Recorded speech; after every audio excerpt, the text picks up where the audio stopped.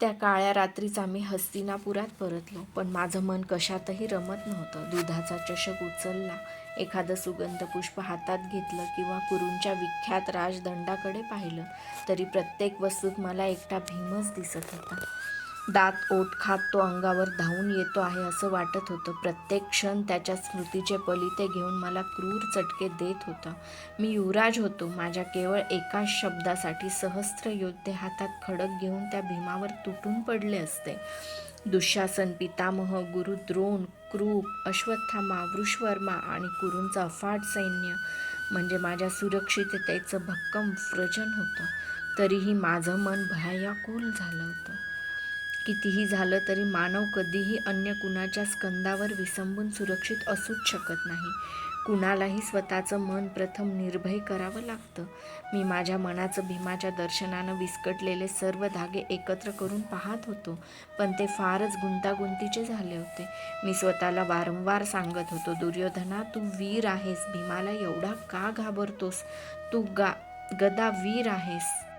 तसाच प्रसंग आल्यास सर्वांना दूर सारून हाती गदा पेलून त्या भीमावर तुटून पड. असं मन स्वास्थ्य घालवू नको. मी स्वतःशी अशी कितीही समजूत घातली तरी ग्रीष्मात डोळ्यापुढे एकसारख्या घोंगावणाऱ्या चिलटासारखी त्या भीमाची मूर्ती माझ्या डोळ्यासमोर उभी राहू लागली.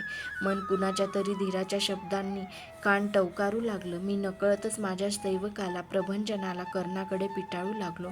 सेवक जाताच तो तत्परतेनं येई आणि मग माझ्या 2-3 घटका कशा जात ते समजत नसे. त्याच्या केवळ सहवासातच जीवन सहस्रपटीनं सामर्थ्यशाली झालं आहे असंच मला वाटे. पण मी त्याच्यासमोर कधीच स्तुती केली नाही. मला माहीत होतं की पुरोचनाप्रमाणे त्याचाही जन्म केवळ माझ्यासाठीच होता आणि राजानं कधीच कुणाची स्तुती करू नये हा पाठ मला कनकांनी शिकविला होता. कधी कधी कर्णाच्या समवेत अश्वत्थामाही येऊ लागला. तो काही वेळा इतका आश्चर्यकारक बोलत होता की ते ऐकताना मन गुंग होऊन जाई. पण त्याचं बोलणं मला तो निघून गेल्यानंतर लागलीच केवळ एक कल्पनांचं रम्य खेळ वाटे. द्रौपदीच्या स्वयंवरानंतर तो असाच एकदा कर्णाबरोबर माझ्याकडे आला होता. कर्ण आला होता तो 15 दिवसानंतर येऊन ठेपलेल्या नगरोत्सवात रथांच्या स्पर्धा ठेवाव्यात हे सांगण्यासाठी. त्याला घोडे, रथ, अस्त्र, सूर्याराधना, धनुर्वेद आणि मल्लयुद्ध याशिवाय जगात अन्य काही आहे याचं स्मरणच नसे. त्याच्या स्पर्धेच्या कल्पनेला तात्काळ संमती दिली. सहज विनोदानं मी त्याला म्हणालो, कर्ण, जग हीच एक स्पर्धा आहे, मग ती आपण जिंकलीच पाहिजे. तितक्याच सहजपणे कर्ण म्हणाला, ते तेवढं सोपं नाही. अश्वत्थामा सहज स्फूर्तीमध्ये बोलला. का? मी विचारलं. ही स्पर्धा ज्या पटांगणावर चालते त्याची लांबी रुंदी कुणालाही सापडलेली नाही म्हणून. अश्वत्थामा नेहमी काहीतरी गूढ बोलतो हे सर्वांना आता माहीत होतं. म्हणून मी विचारलं, असं कोणतं दिव्य पटांगण आहे या जगात? आहे, मनाचं पटांगण. या पटांगणावर आकांक्षाचे सजविलेले रथ घेऊन सहस्र वर्ष मानव या स्पर्धेत भाग घेत आला आहे, पण काळाच्या निपक्ष पंचानं त्याला या स्पर्धेत कधीही विजयी म्हणून घोषित केलेलं नाही. अश्वत्थाम्याचा ध्वनी पाव्यापेक्षा मधुर होता. म्हणून त्यानं या स्पर्धेत भाग घ्यायचं सोडून द्यावं की काय? मला त्यांनी कल्पना न पटल्यामुळं मी विचारलं. मुळीच नाही. तसं त्याला करताही येणार नाही, कारण कर्माच्या अटळ नियमांनी प्रत्येक मानवी जीव बद्ध आहे. मनाच्या अतिपुरातन गाभाऱ्यातून येणारे इष्ट आणि अनिष्ट संदेश पाळणारा तो केवळ एक आज्ञाधारक सेवक आहे. मन अश्वत्थामा, तू म्हणतोस त्या ह्या मनाचे धागे आहेत तरी किती? मला त्याच्या गूढ बोलण्याचा अर्थ पुरेसा कळत नव्हता. तुझ्या सुवर्णमंडित मुकुटाखालच्या मस्तकात किती केस आहेत हे तुला अचूकपणे सांगता येईल काय? मनाचे धागेही तितकेच अगणित आणि गुंतागुंतीचे आहेत. काही जण म्हणतात, जीवन हे अशा अभूतरम्य धाग्यांचं वस्त्र आहे, पण तेही सर्वार्थानं योग्य नाही. ते कसं काय? मध्येच कर्णानं विचारलं. जीवन हे मनाच्या असंख्य धाग्यांनी विणलेलं केवळ एक वस्त्रच नाही, तर अशा वस्त्रांची एक अनाकलनीय गाठ आहे आणि ती ज्याची त्यानं स्वतःच्या हातांनी अंतरात्म्याचे डोळे उघडे ठेवून स्वतः सोडवायची असते. मग जगात सत्य काय? केवळ तू म्हणतोस ती ही जीवनाची गाठच की काय? मी त्याला डिवचलं. नाही, सत्य ते की जे शाश्वत आणि नित्य असतं. त्या दृष्टीनं विचार केला तर मला सत्य केवळ एकच वाटतं. सूर्याची ही असंख्य किरणं किती अनादी कालापासून ती पृथ्वीला जीवन दान देत आली आहेत. त्याच्या दिव्य स्वरूपात कधी बदल झाला आहे काय? त्यांनी कधी आपल्या सर्वांना स्पर्श करायचा दिव्य गुणधर्म सोडला आहे काय? इतकं निर्दोष सत्य राजा तू मला दुसरं कोणतंही दाखवतोस काय? जरा थांबून तो पुढं म्हणाला, जीवन हे सूर्यापासून स्फुरलेली एक दिव्य प्रकाश लाट आहे आणि हे ज्याला निसंदेह पटलं आहे त्याचं जीवन प्रकाशाशिवाय अन्य काय असणार.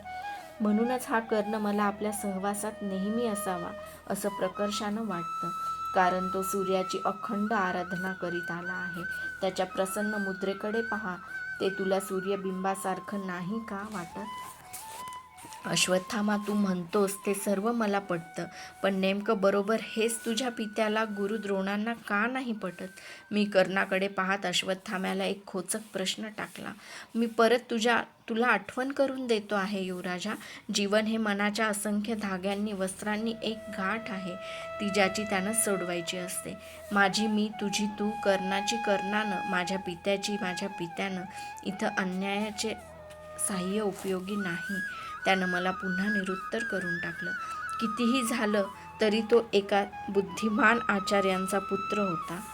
अश्वत्थाम्याच्या तत्त्वज्ञानाची मी जीवनाशी सांगड घालण्याचा प्रयत्न करीत होतो, पण ती कधीच बसत नव्हती. तो म्हणत होता, जीवन हे मनाच्या असंख्य धाग्यांच्या वस्त्रांनी अशी एक गाठ आहे की ती ज्याची त्यानं सोडवायची असते. माझं मन यातील एकही कल्पना मान्य करायला तयार नव्हतं. प्रथम म्हणजे मन हे वस्त्रासारखं असतं हेच मला पटत नव्हतं. मला ते शस्त्रगारासारखं वाटत होतं, गदेसारखं. आपल्या मंडलांच्या कक्षेत गदा कुणाला तरी येऊ देते काय? मानवी मनही तसंच असतं. प्रत्येकाचे जीवन क्षेत्र निराळं असतं. त्या क्षेत्रात प्रत्येकजण केंद्रस्थानी असतो आणि विचारांची गदा घेऊन प्रत्येकजण ती आपल्या जीवनाभोवती गरगर फिरवीत असतो. मंडलात येणाऱ्या कुणाच्या मस्तकात ती आदळते, कुणाचं वक्ष फोडते आणि कधीकधी कुणाला वीर विश्रांतीही देते. पण या परिणामांचा विचार ती कधीच करत बसत नाही. तसा विचार केला तर कुठलंच कार्य तडीला जाणार नाही. अश्वत्थाम्याच्या कल्पना मी झटकून टाकायचा प्रयत्न करी, पण तरीही त्याची आठवण सतत येई व मी हैराण होई. शेवटी मी त्राग्यानं निर्णय घेई. अश्वत्थाम्या, तू म्हणतोस तसं जीवन ही एक असंख्य धाग्यांच्या वस्त्रांची गाठ असेलच तर मलाही ते मान्य आहे, पण ती गाठ मी उलगडणार नाही. ती मी अधिकच आवळणार आहे आणि जिच्यामध्ये त्या दांडगत भीमाचं जीवाणू पकडून त्याच्या जीव जाईपर्यंत ती घट्ट करणार आहे. भीमाला जीवनाच्या गाठीत पकडायची कल्पना मला जेव्हा सुचली तेव्हा मी निर्धास्त झालो. भीम एका सापळ्यातून सुटला होता, हरकत नाही. मी त्याच्यासाठी भक्कम असा दुसरा सापळा करायचं ठरविला. त्याच्यासाठी मी शेवटपर्यंत हवे तितके सापळे तयार करणार होतो. आता केवळ त्याच्या करपलेल्या करंगळीसाठी मी एखादी चांदीची पेटी करणार नव्हतो, तर त्याचं मस्तकच मी कुरूंच्या सिंहासनाखाली खोल पुरणार होतो. कारण पांचालीच्या स्वयंवरात त्या निळ्या अर्जुनानं पांचाली जिंकली होती आणि शेवटी झालेल्या युद्धात त्या उद्दाम भीमानं माझ्या पाठीतील गदेचा भक्कम प्रहार हाणला होता. आणखीही एका गोष्टीबाबत माझं भाग्य बळावर होतं, कारण द्रौपदीला कर्णाचा अपमान सर्व वीरांच्या समोर करण्याची दुर्बुद्धी झाली होती. कर्णासारख्या शक्तिशाली वीरांचा पुरुषार्थ मी त्याला त्याच्या अपमानाची वारंवार आठवण करून देऊन जागृत करणार होतो. म्हणजे संधी मिळताच कर्ण द्रौपदीचाही सूड घेईल. तुर्तास तो जरी माझ्या उजव्या हाताला उभा होता तरी माझी खात्री होती की एक दिवस तो पूर्णपणे माझ्या मुठीत येणार आहे. कर्ण सूर्यभक्त कर्ण, कवच कुंडल असलेला कर्ण, विशाल शरीराचा कर्ण दुर्योधनाच्या मुठीत येईल. त्याचं जीवन मग मी ठरवीन तसं आणि तसंच होत राहील. हस्तिनापूरचा स्वामी आणि त्याच्या मुठीत कर्ण ही या दुर्योधनाची सुख स्वप्न सत्य झालेली जगाला पाहावी लागेल. या सर्व उलथापालथीत एक अतिशय अप्रिय घटना मात्र विसरली जाणार नव्हती. स्वयंवरानंतरच्या युद्धात अर्जुनानं कर्णाच्या पुत्राला सुदामनला आपल्या अमोघ बाणांनी छिन्न विछिन्न करून टाकला होता. काही बाण तर त्याच्या कोवळ्या आणि नुकत्याच तारुण्यात पदार्पण केलेल्या नितळ मुखमंडलातही घुसले होते. त्या वीरपुत्रानं या जगातलं काय अनुभवलं होतं? त्याच्या मृत्यूचं समर्थन करून अर्जुनाला कोण वीर म्हणणार होतं? कर्णानं ज्यामुळे तर अर्जुनाच्या वधाची प्रतिज्ञा केली, तर तो यामुळे अतताई कसा ठरणार होता? नीतीचे नियम आदर्श वचनावर